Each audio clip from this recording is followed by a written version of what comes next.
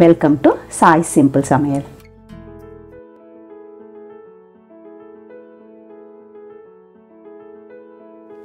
இன்னைக்கு நாம ஒரு கப்பு அரிசி எடுத்துட்டு இருக்கோம். அதுக்கு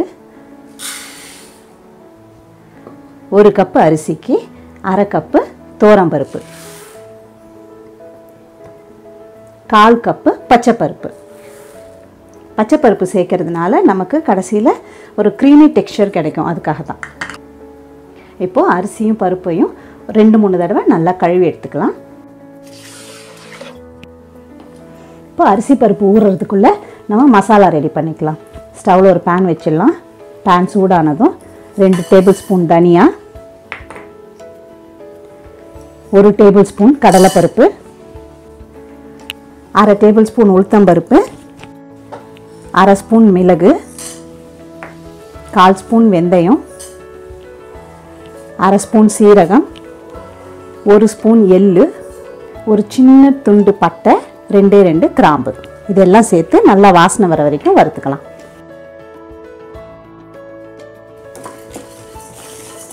இப்போ இது கூடவே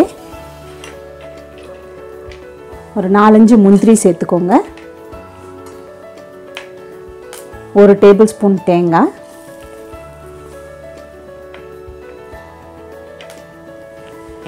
1 ஸ்பூன் கசகசா, காரத்துக்கேற்ப காஞ்ச மிளகாய். நான் ஒரு 10 காஞ்ச மிளகாய் எடுத்திருக்கேன். கலருக்காக 4 காஷ்மீரி காஞ்ச மிளகாய்.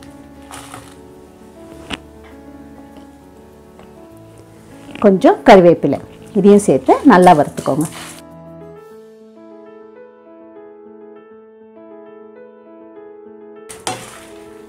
இப்போ பாருங்கள், பருப்பெல்லாம் நல்லா சிவந்து நல்ல மசாலா வாசனை வர ஆரம்பிச்சிருச்சு. இந்த ஸ்டேஜில் ஸ்டவ் ஆஃப் பண்ணிடலாம். இது நல்லா ஆற வச்சு மிக்சியில் போட்டு பவுட்ரு பண்ணி எடுத்துக்கலாம்.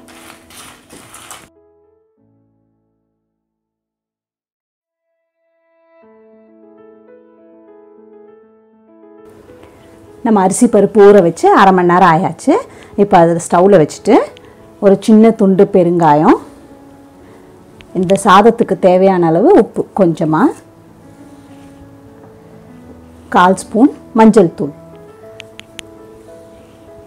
சேர்த்து இது மூடி போட்டு 4 விசில் வச்சிடலாம்.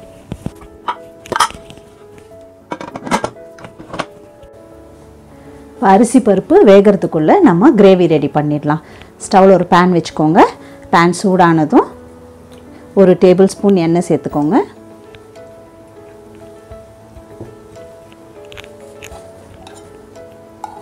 கூடவே கொஞ்சமாக நெய் சேர்த்துக்கோங்க.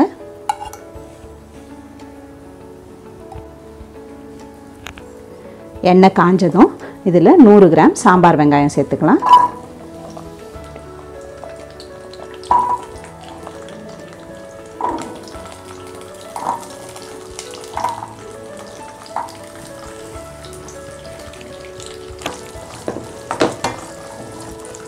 ஒரு 1 நிமிஷம் வதக்கிக்கோங்க போதும்.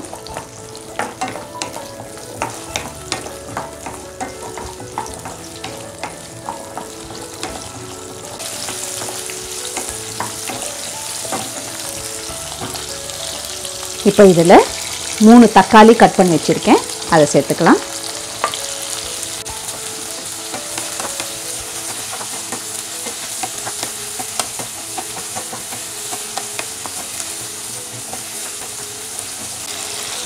தக்காளி சேர்த்து ஒரு 1 நிமிஷம் வதக்குங்க. வதங்கினதும் நம்ம என்னென்ன காய்கறி சேர்க்க போகிறோமோ அதெல்லாம் இப்போ சேர்த்துக்கலாம். ஜென்ரலாக சாம்பாருக்கு நம்ம என்னென்னாலும் காய் போடுவோமோ அதில் எது வேணாலும் நம்ம பிசிபெலாபாத்தில் சேர்த்துக்கலாம்.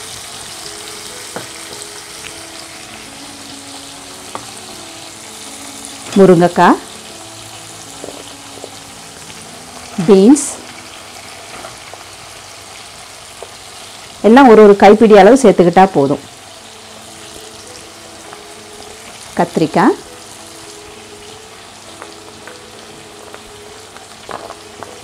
கேரட்,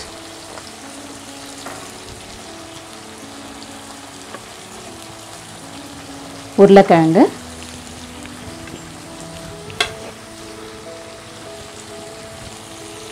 கொஞ்சம் பச்சை பட்டாணி. நான் இன்றைக்கி ஃப்ரெஷ் பட்டாணி எடுத்திருக்கேன், அதனால் டைரெக்டாக சேர்த்துறேன். காஞ்ச பட்டாணி யூஸ் பண்ணுறதுன்னா அது குக்கரில் ஒரு 2 விசில் வேக வச்சுட்டு அப்புறம் சேர்த்துக்கோங்க. இது கூட கொஞ்சம் கருவேப்பிலை எல்லாம் சேர்த்துட்டு இப்போ நல்லா வதக்கிக்கோங்க.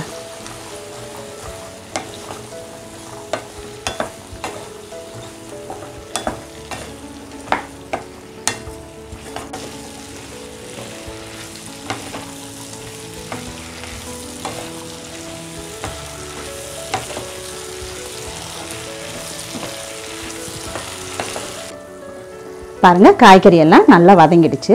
இந்த ஸ்டேஜில் ஒரு சின்ன எலுமிச்சை அளவு புளியை ஊற வச்சு நான் கரைச்சி எடுத்திருக்கேன். அந்த ஜூஸை இதில் சேர்த்துடலாம்.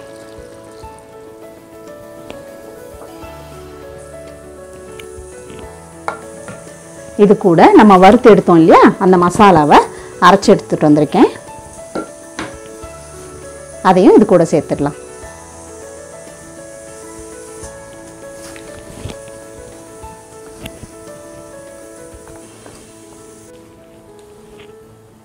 கூட குழம்புக்கு தேவையான அளவு உப்பு சேர்த்துட்டு போதுமான அளவு தண்ணி சேர்த்துக்கோங்க. நான் ஒரு 2 கப்பு தண்ணி சேர்த்துருக்கேன். காய்கறியெல்லாம் நமக்கு இப்போ நல்லா வேகணும், அதுக்கு தேவையான அளவு தண்ணி சேர்த்துக்கோங்க நீங்கள் பார்த்து. இப்போ இதை ஒரு மூடி போட்டு 10 நிமிஷம் வேக வைக்கலாம்.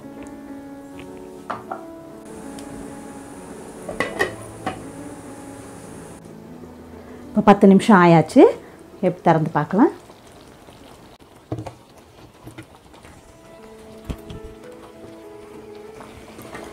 காய்கறியெல்லாம் நல்லா வெந்துருச்சான்னு செக் பண்ணிக்கோங்க.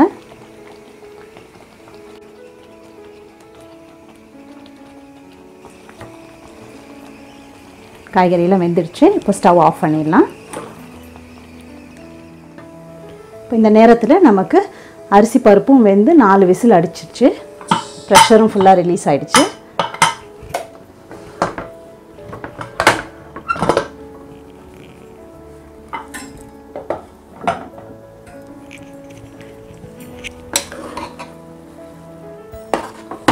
பாருங்கள், அரிசி பருப்பு எல்லாம் நல்லா வெந்துடுச்சு. இப்போ இது கூட நம்ம செஞ்சுருக்க இந்த கிரேவியை சேர்த்துடலாம்.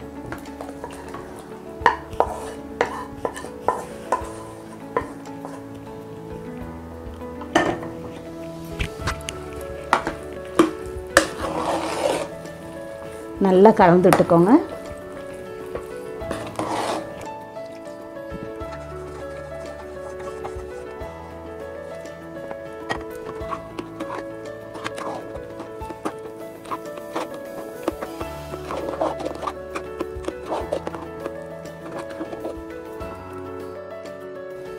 இப்போ தாளிக்கிறதுக்கு ஸ்டவ்வில் ஒரு பேன் வச்சுக்கோங்க.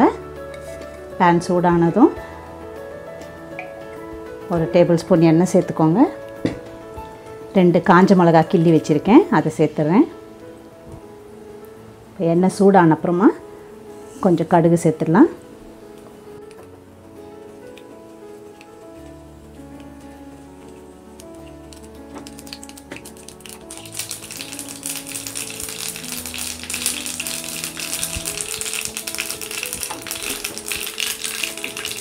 கடுகு பொரிஞ்சதும் எடுத்து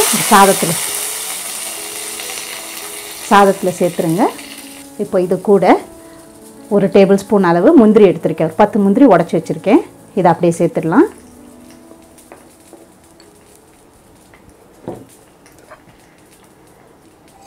கூடவே கொஞ்சம் நெய்.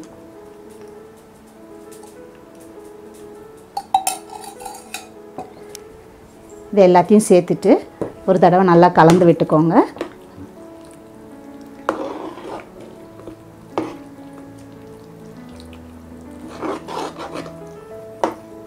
நல்லா கலந்துட்டு ஸ்டவ்வை இப்போ ஒரு லோ ஃப்ளேமில் வச்சுக்கலாம். ஸ்டவ் பற்ற வச்சுக்கோங்க. லோ ஃப்ளேமில் வச்சுட்டு குக்கரை மூடி போட்டு ஒரு 10 நிமிஷம் அப்படியே லோ ஃப்ளேம்லேயே வச்சுருங்க.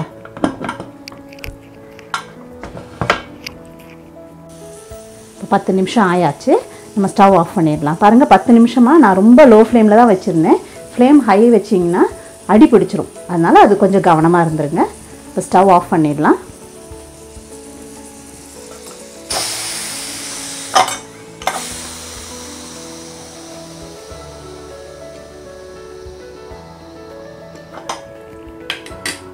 ப்ரெஷர் ரிலீஸ் பண்ணிவிட்டு குக்கர் ஓப்பன் பண்ணிடலாம். பாருங்கள், சாப்பாடு இப்போ நல்லா எவ்வளோ ஒரு க்ரீமி கன்சிஸ்டன்சியில் இருக்குது பாருங்கள். இந்த மாதிரி இருக்கணும். இப்போ நம்ம லாஸ்ட்டாக ஒரு 10 நிமிஷம் நம்ம வச்சோம் இல்லையா, ஸ்டவ்வில் வேக வச்சோம் இல்லையா, அப்போ என்ன ஆகும்னா இந்த வெஜிடபிள் மசாலா அந்த இதெல்லாம் ஃப்ளேவர் எல்லாம் ரைஸ் கூட மிக்ஸ் ஆகி இன்னும் டேஸ்ட் நல்லாயிருக்கும். அதுக்காக தான் ஒரு தடவை நல்லா கலந்து விட்டுருங்க.